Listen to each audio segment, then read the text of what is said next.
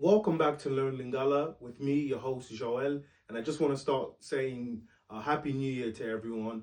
Bonne année in French, and Tokoti Mbula ya Sika, which means we have entered a new year in Lingala. To Sepeli Mingi. So we are happy that we have entered a new year.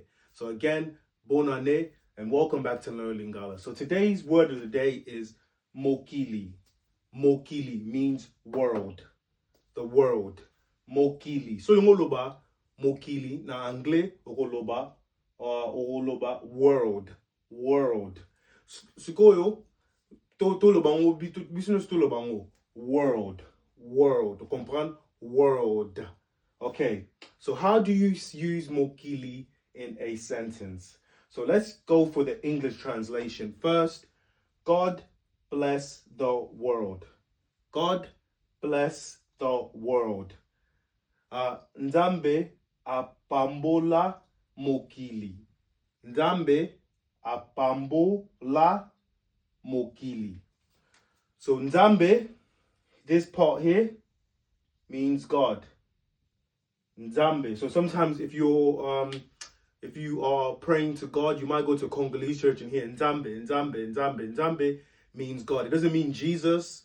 It doesn't mean Allah or anything like that. It just means God. So even in African spirituality, you'll hear the word Nzambe. So it doesn't just mean Jesus. It just means God. A higher being, a higher power. Pambola, this part here, is really simple. It means, I'm getting my B all wrong because I'm trying to write from this crazy angle. So let me just move to this section to show you guys. Bless. All right, so Pambola means bless. Mokili, as we already said, our word of the day means world. Yeah, so really simple.